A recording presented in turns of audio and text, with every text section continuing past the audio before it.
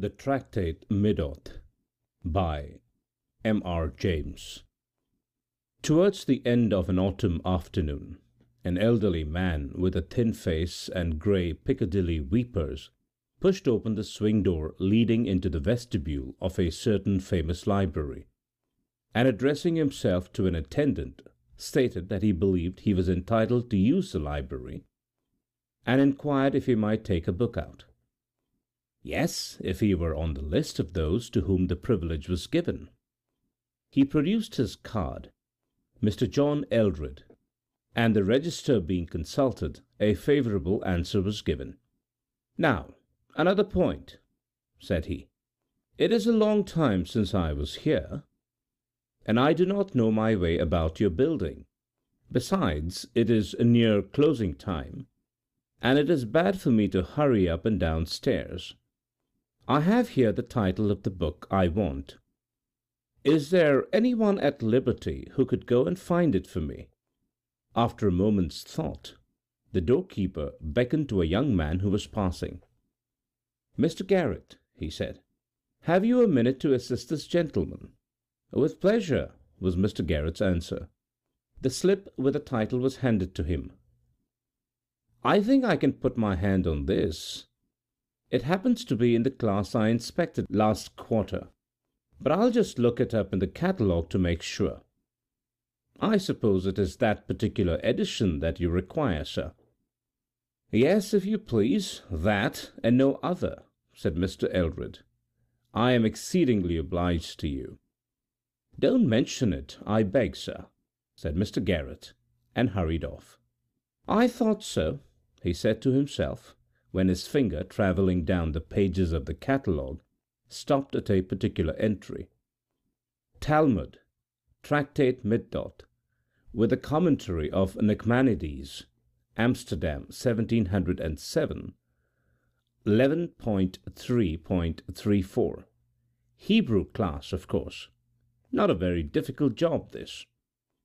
Mr. Eldred, accommodated with a chair in the vestibule, awaited anxiously the return of his messenger, and his disappointment at seeing an empty-handed Mr. Garrett running down the staircase was very evident.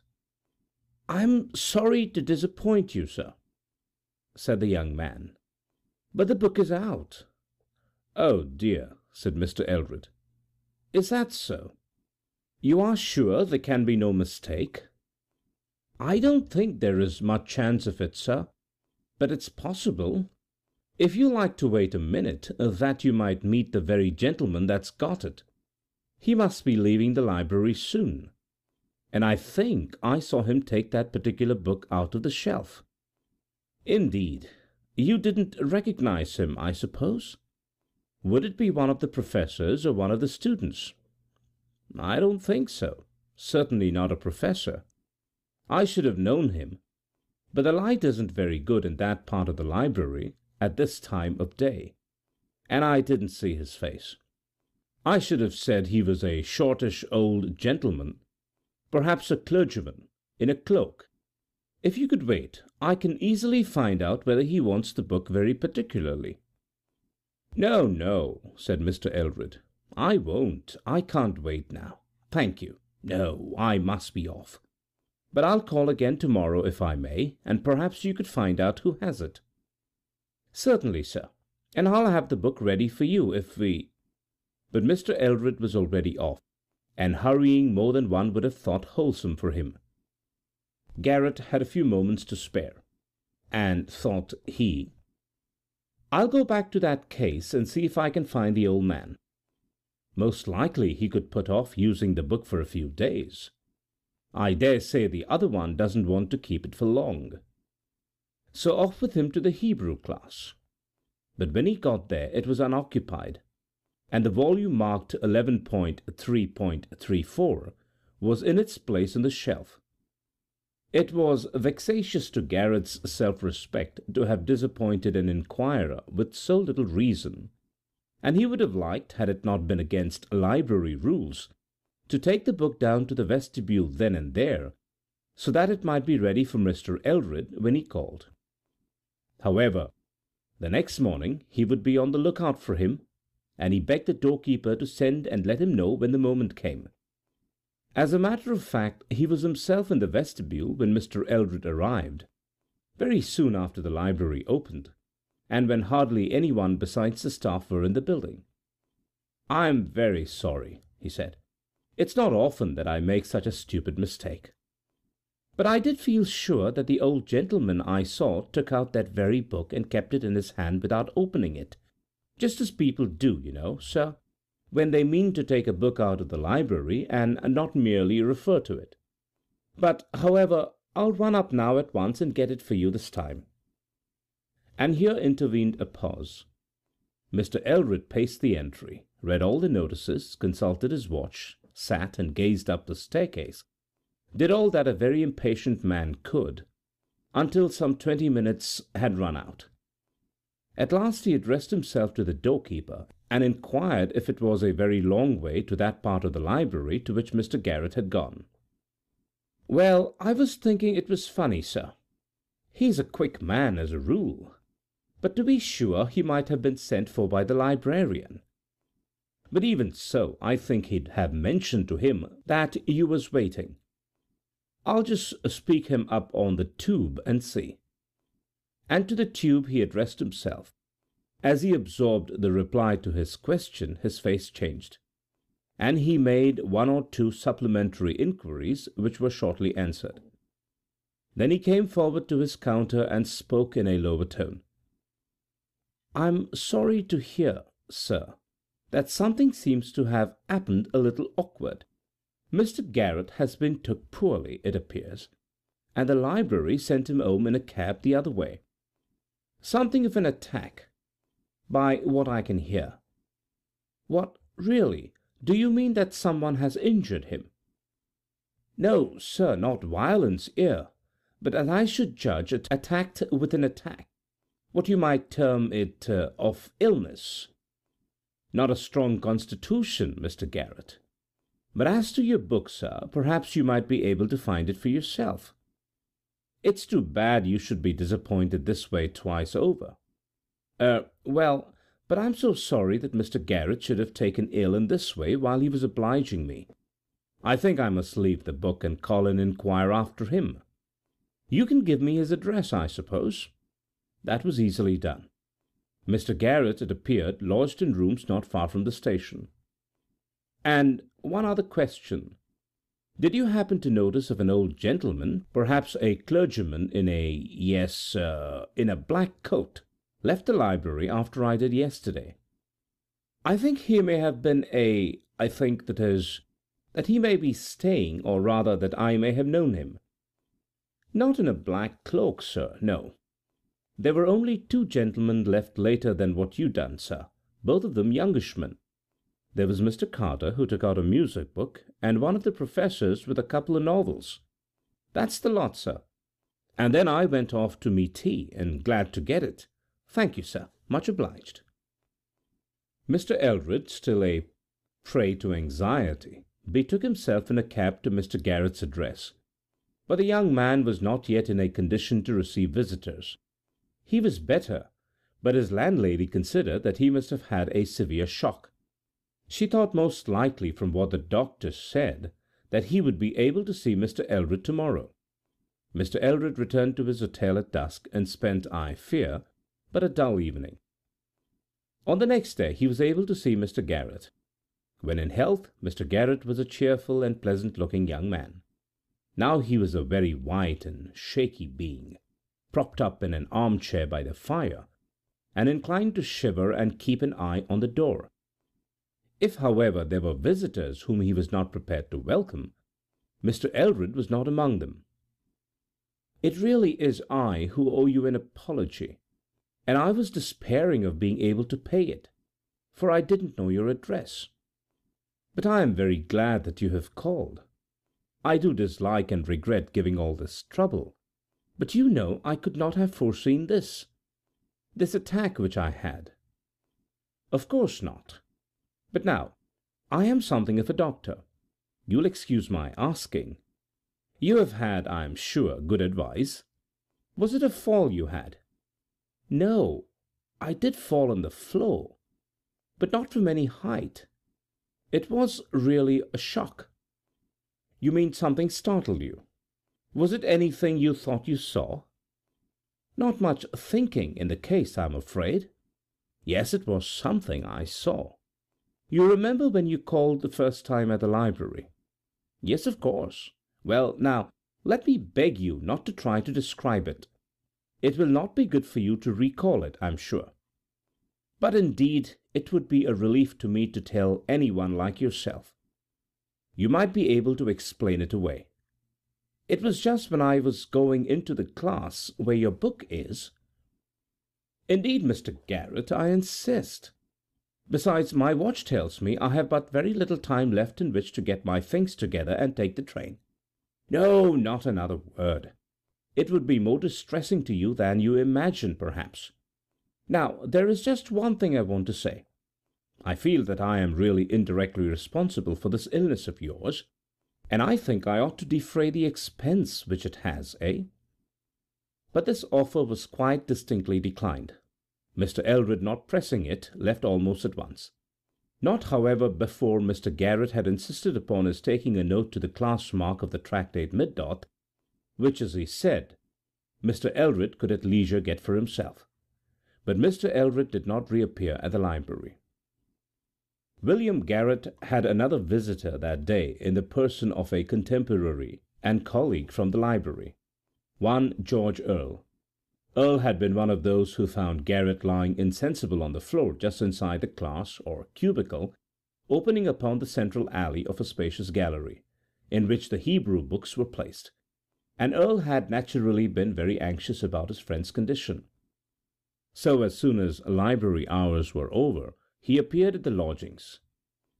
"Well," he said, after other conversation, "I've no notion what it was that put you wrong, but I've got the idea that there's something wrong in the atmosphere of the library.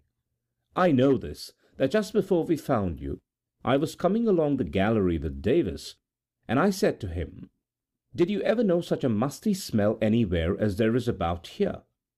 It can't be wholesome.' Well, now, if one goes on living a long time with a smell of that kind, I tell you it was worse than I ever knew it. It must get into the system and break out sometime, don't you think?" Garrett shook his head. "That's all very well about the smell, but it isn't always there, though I've noticed it the last day or two, a sort of unnaturally strong smell of dust. But no, that's not what did for me. It was something I saw, and I want to tell you about it. I went into that Hebrew class to get a book for a man that was inquiring for it down below.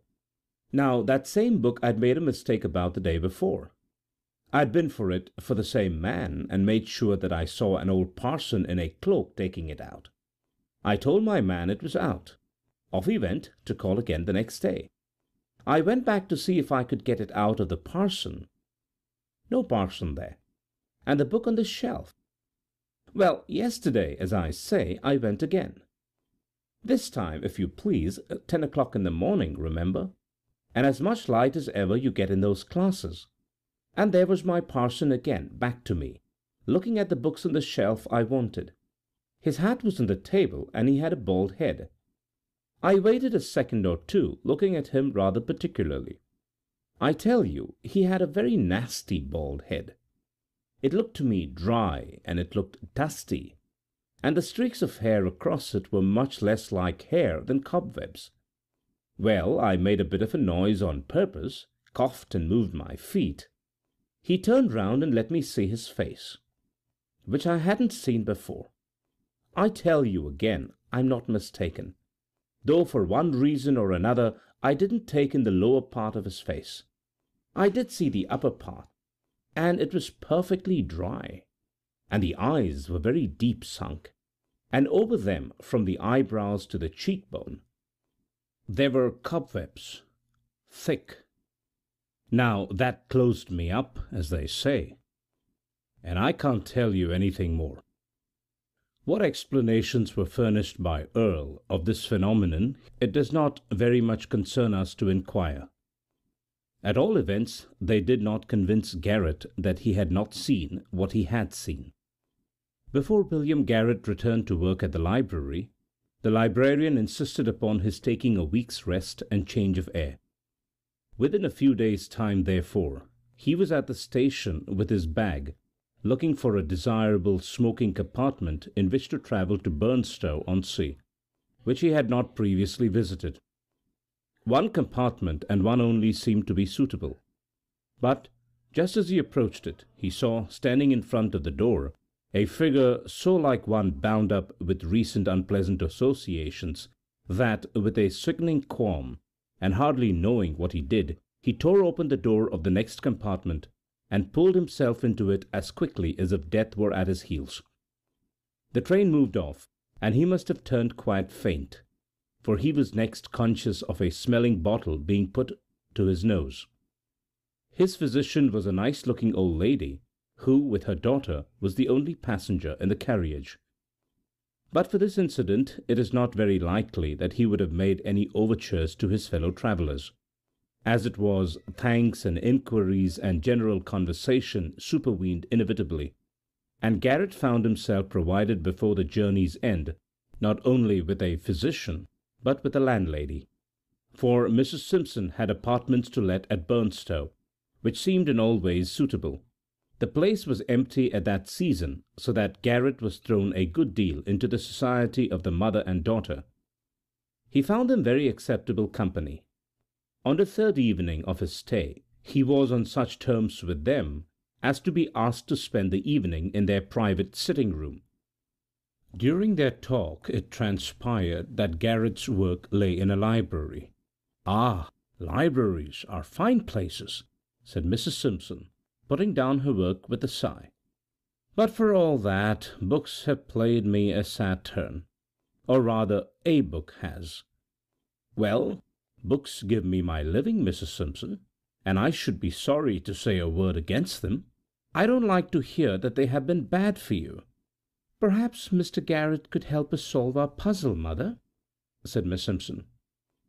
"I don't want to set Mr. Garrett off on a hunt that might waste a lifetime, my dear, nor yet to trouble him with our private affairs. But if you think it is in the least likely that I could be of use, I do beg you to tell me what the puzzle is, Mrs. Simpson. If it is finding out anything about a book, you see, I am in rather a good position to do it." "Yes, I do see that, but the worst of it is that we don't know the name of the book." "Nor what it is about?" "No, nor that either. Except that we don't think it's in English, mother, and that is not much of a clue." "Well, Mr. Garrett," said Mrs. Simpson, who had not yet resumed her work, and was looking at the fire thoughtfully, "I shall tell you the story. Now you will please keep it to yourself, if you don't mind." "Thank you. Now it is just this. I had an old uncle, a Dr. Rant. Perhaps you may have heard of him. Not that he was a distinguished man, but from the odd way he chose to be buried.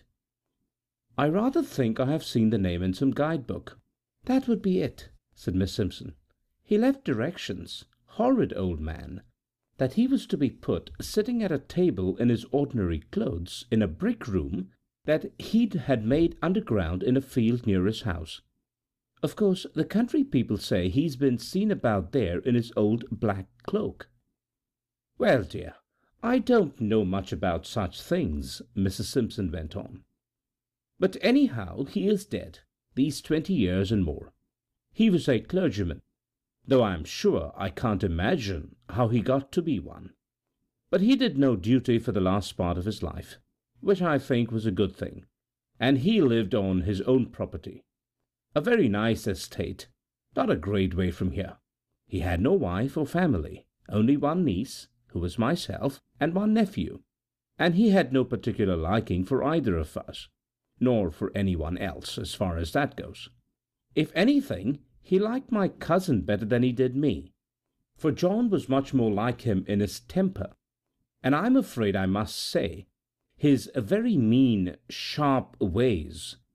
It might have been different if I had not married, but I did, and that he very much resented. Very well. Here he was with this estate and a good deal of money, as it turned out, of which he had the absolute disposal, and it was understood that we, my cousin and I, would share it equally at his death. In a certain winter, over 20 years back, as I said, he was taken ill, and I was sent for to nurse him. My husband was alive then, but the old man would not hear of his coming. As I drove up to the house, I saw my cousin John driving away from it in an open fly, and looking, I noticed, in very good spirits. I went up and did what I could for my uncle, but I was very soon sure that this would be his last illness, and he was convinced of it too. During the day before he died, he got me to sit by him all the time, and I could see there was something, and probably something unpleasant, that he was saving up to tell me, and putting it off as long as he felt he could afford the strength. I'm afraid, purposely, in order to keep me on the stretch. But at last out it came. "Mary," he said, "Mary, I've made my will in John's favour. He has everything, Mary." Well, of course, that came as a bit of shock to me, for we, my husband and I, were not rich people, and if he could manage to live a little easier than he was obliged to do, I felt it might be the prolonging of his life.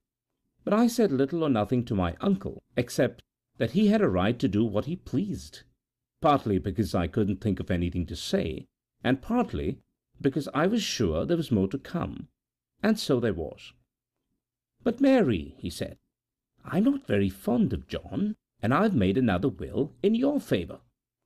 You can have everything. Only you've got to find the will, you see, and I don't mean to tell you where it is." And he chuckled to himself, and I waited, for again I was sure he hadn't finished. "That's a good girl," he said after a time. "You wait, and I'll tell you as much as I told John. But just let me remind you, you can't go into court with what I'm saying to you, for you won't be able to produce any collateral evidence beyond your own word, and John's a man that can do a little hard swearing if necessary." "Very well, then, that's understood. Now, I had the fancy that I wouldn't write this will quite in the common way, so I wrote it in a book, Mary, a printed book. And there's several thousand books in this house, but there, you needn't trouble yourself with them, for it isn't one of them.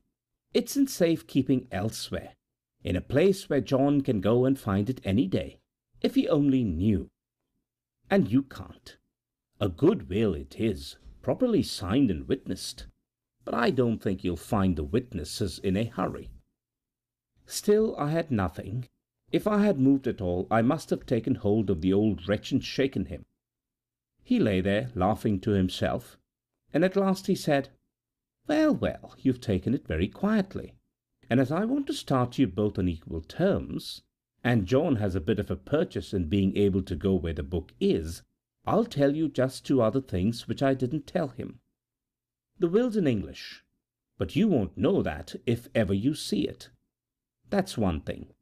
And another is that when I am gone, you'll find an envelope in my desk directed to you, and inside it something that would help you to find it, if only you have the wits to use it." In a few hours from that he was gone, and though I made an appeal to John Eldred about it. "John Eldred." "I beg your pardon, Mrs. Simpson. I think I've seen a Mr. John Eldred. What is he like to look at?" "It must be 10 years since I saw him. He would be a thin elderly man now, and unless he has shaved them off, he has the sort of whiskers which people used to call Dundreary or Piccadilly something. Weepers." "Yes, that is the man. Where did you come across him, Mr. Garrett?" "I don't know if I could tell you," said Garrett mendaciously. "In some public place." "But you hadn't finished." "Really, I had nothing much to add, only that John Eldred, of course, paid no attention whatever to my letters, and has enjoyed the estate ever since, while my daughter and I have had to take to the lodging-house business here, which I must say has not turned out by any means so unpleasant as I feared it might. But about the envelope, to be sure, why, the puzzle turns on that. Give Mr. Garrett the paper out of my desk." It was a small slip, with nothing whatever on it but 5 numerals, not divided or punctuated in any way. 11334. Mr. Garrett pondered, but there was a light in his eye. Suddenly he made a face, and then asked, "Do you suppose that Mr. Eldred can have any more clue than you have to the title of the book?" "I have sometimes thought he must," said Mrs. Simpson, "and in this way, that my uncle must have made the will not very long before he died. That, I think, he said himself, and got rid of the book immediately afterwards. But all his books were very carefully catalogued, and John has the catalogue, and John was most particular that no books whatever should be sold out of the house. And I am told that he is always journeying about to booksellers and libraries, so I fancy he must have found out just which books are missing from my uncle's library of those which are entered in the catalogue, and must be hunting for them." Just so, said Mr. Garrett, and relapsed into thought. No later than the next day, he received a letter which, as he told Mrs. Simpson with great regret, made it absolutely necessary for him to cut short his stay at Burnstow. Sorry as he was to leave them, and they were at least as sorry to part with him, he had begun to feel that a crisis, all important to Mrs. and shall we add Miss Simpson, was very possibly supervening. In the train Garrett was uneasy and excited. He racked his brains to think whether the press mark of the book, which Mr. Eldred had been inquiring after, was one in any way corresponding to the numbers on Mrs. Simpson's little bit of paper. But he found to his dismay that the shock of the previous week had really so upset him that he could neither remember any vestige of the title or nature of the book, or even of the locality to which he had gone to seek it. And yet all other parts of library topography and work were very clear as ever in his mind. And another thing, he stamped with annoyance as he thought of it. He had at first hesitated, and then had forgotten to ask Mrs. Simpson for the name of the place where Eldred lived. That, however, he could write about. At least he had his clue in the figures on the paper. If they referred to a press mark in his library, they were only susceptible of a limited number of interpretations. They might be divided into 1.13.34, or 11.33.4, or 11.3.34. He could try all these in the space of a few minutes, and if any one were missing he had every means of tracing it. He got very quickly to work, though a few minutes had to be spent in explaining his early return to his landlady and his colleagues. 1.13.34 was in place, and contained no extraneous writing. As he drew near to Class 11 in the same gallery, its association struck him like a chill. But he must go on. After a cursory glance at 11.33.4, which first confronted him and was a perfectly new book, he ran his eye along the line of quartos which fills 11.3. The gap he feared was there. 34 was out. A moment was spent in making sure that it had not been misplaced, and then he was off to the vestibule. "Has 11.3.34 gone out? Do you recollect noticing that number?" "Notice the number? What do you take me for, Mr. Garrett? There, take and look over the tickets for yourself, if you've got a free day before you." "Well then, has a Mr. Eldred called again?" "The old gentleman who came the day I was taken ill." "Come, you'd remember him." "What do you suppose? Of course I recollect him.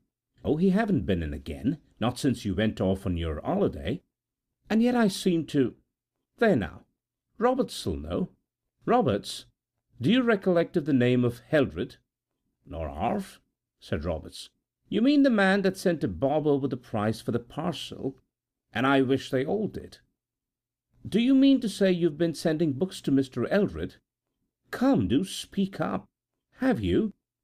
"Well now, Mr. Garrett, if a gentleman sends the ticket all wrote correct, and the secretary says his book may go, and the box ready addressed sent with a note, and a sum of money sufficient to defray the railway charges, what would be your action in the matter, Mr. Garrett, if I may take the liberty to ask such a question?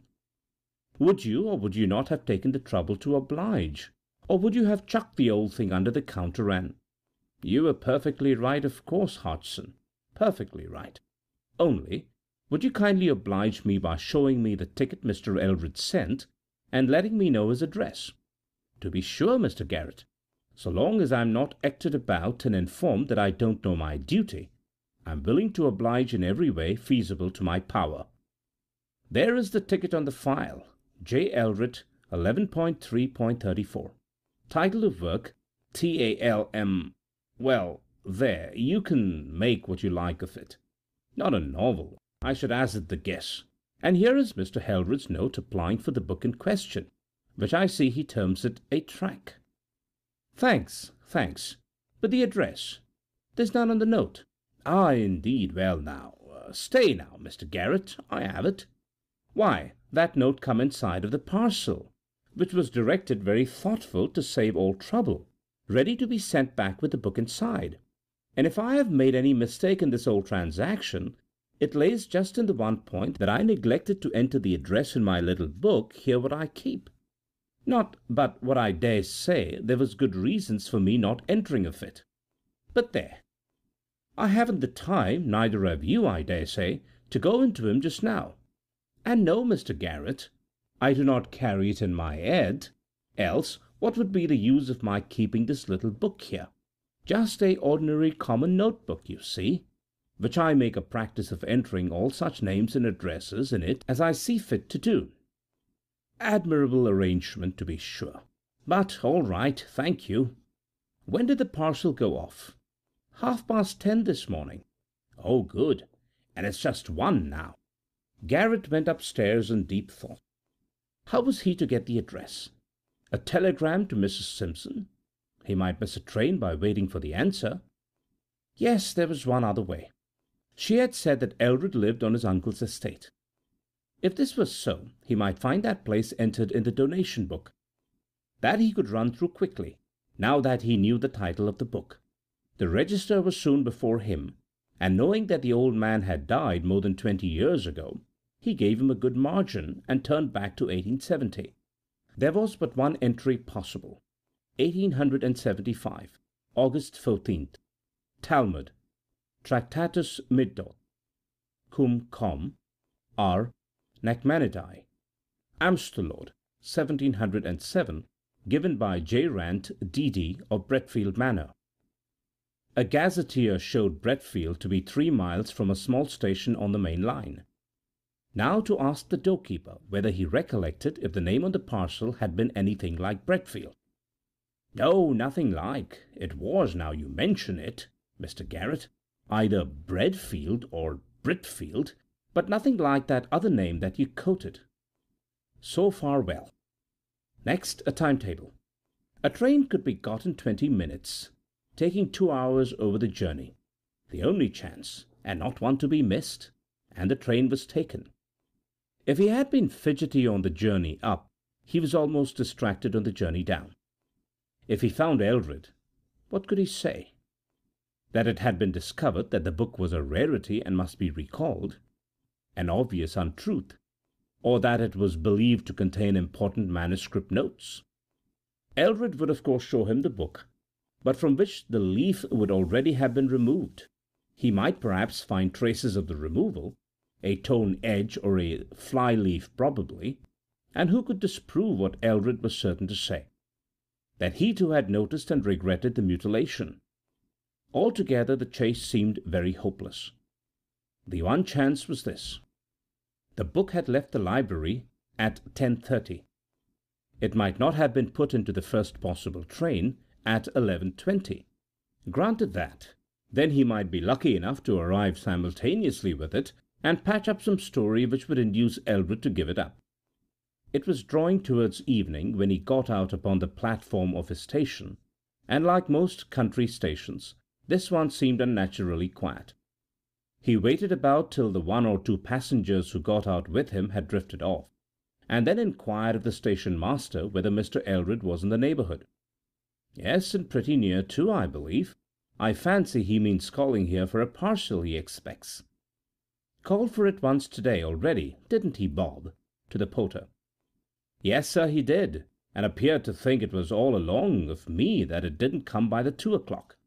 Anyhow, I've got it for him now," and the porter flourished a square parcel which, a glance assured Garrett, contained all that was of any importance to him at that particular moment. "Bread field, sir? Yes, 3 miles just about.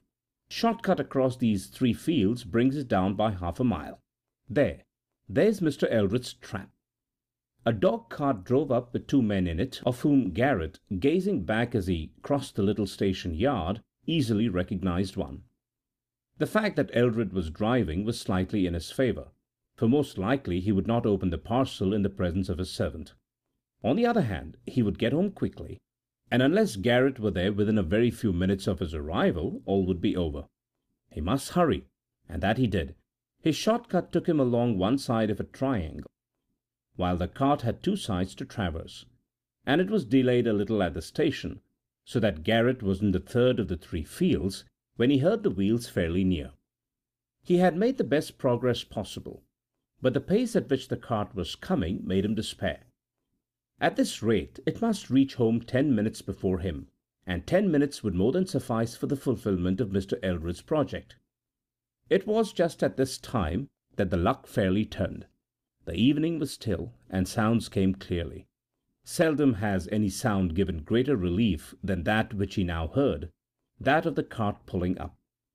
A few words were exchanged, and it drove on. Garrett, halting in the utmost anxiety, was able to see it as it drove past the stile, near which he now stood, that it contained only the servant and not Eldred.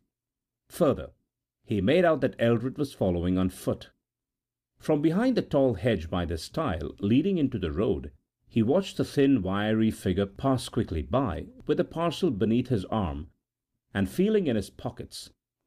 Just as he passed the stile, something fell out of a pocket upon the grass, but with so little sound that Eldred was not conscious of it. In a moment more it was safe for Garrett to cross the stile into the road and pick up a box of matches. Eldred went on, and as he went his arms made hasty movements, difficult to interpret in the shadow of the trees that overhung the road. But as Garrett followed cautiously, he found at various points the key to them, a piece of string, and then the wrapper of the parcel, meant to be thrown over the hedge but sticking in it. Now Eldred was walking slower, and it could just be made out that he had opened the book and was turning over the leaves. He stopped, evidently troubled by the failing light. Garrett slipped into a gate opening, but still watched.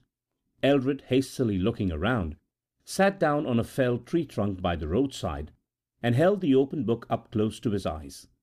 Suddenly he laid it, still open, on his knee, and felt in all his pockets, clearly in vain and clearly to his annoyance. "You would be glad of your matches now," thought Garrett. Then he took hold of a leaf and was carefully tearing it out, when 2 things happened. First, something black seemed to drop upon the white leaf and run down it, and then, as Eldred started and was turning to look behind him, a little dark form appeared to rise out of the shadow behind the tree trunk, and from it 2 arms enclosing a mass of blackness came before Eldred's face and covered his head and neck. His legs and arms were wildly flourished, but no sound came. Then there was no more movement. Eldred was alone. He had fallen back into the grass behind the tree trunk. The book was cast into the roadway. Garrett, his anger and suspicion gone for the moment at the sight of this horrid struggle, rushed up with loud cries of help, and so too, to his enormous relief, did a labourer who had just emerged from a field opposite. Together they bent over and supported Eldred, but to no purpose. The conclusion that he was dead was inevitable. "Poor gentleman," said Garrett to the labourer, when they had laid him down. "What happened to him, do you think?" "I wasn't 200 yards away," said the man, "when I see Squire Eldred setting, reading in his book, and to my thinking he was took with just one of these fits. Face seemed to go all over black." "Just so," said Garrett. "You didn't see anyone near him. It couldn't have been an assault." "Not possible. No one couldn't have got away without you or me seeing them."